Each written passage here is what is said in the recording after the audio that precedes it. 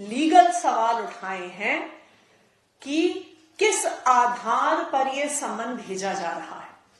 आज तक एक भी हमारे सवाल का ईडी द्वारा जवाब नहीं दिया गया। फिर ईडी ने क्या किया? नॉन अपीयरेंस ऑन समन्स पर ईडी खुद दिल्ली के मुख्यमंत्री अरविंद केजरीवाल जी को कोर्ट लेके गए।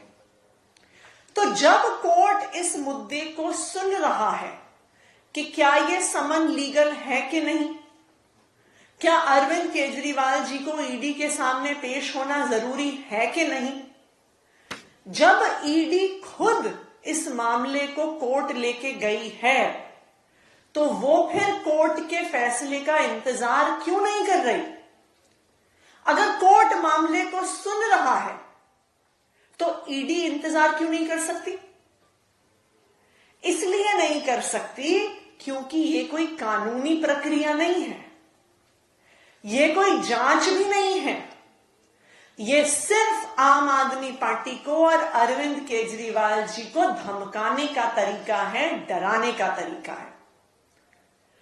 जब से चंडीगढ़ के मेयर इलेक्शन पर सुप्रीम कोर्ट का फैसला आया तो हमें हर जगह से खबर आने लग गई कि अब ईडी समन करने वाली है, अब ईडी अरेस्ट करने वाली है, अब सीबीआई समन करने वाली है, सीबीआई अरेस्ट करने वाली है, क्योंकि चंडीगढ़ में आम आदमी पार्टी का जीत का बदला, चंडीगढ़ में जो सुप्रीम कोर्ट ने जिस तरह लोकतंत्र को अपहोल्ड किया है उसका बदला भारतीय जनता पार्टी को लेना है।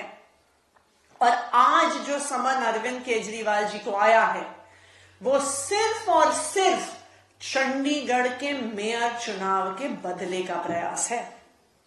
क्योंकि अगर ये लीगल मामला होता, अगर ये इन्वेस्टिगेशन का मामला होता तो फिर ईडी कोर्ट के फैसले का इंतजार करती। अगर ये सिर्फ लीगल मामला होता तो ईडी अभी चल रहे दिल्ली सरकार के बजट सत्र का खत्म होने का इंतजार करती। कोर्ट तक बजट सत्र के अंत का इंतजार करने को तैयार है, पर ईडी इंतजार करने को तैयार नहीं है। यह साफ दिखाता है कि जो समन्स अरविंद केजरीवाल जी को भेजे गए हैं उनका जांच से कोई लेना देना नहीं है। उनका सिर्फ और सिर्फ आम आदमी पार्टी को और अरविंद केजरीवाल को डराने का प्रयास है, धमकाने का प्रयास है।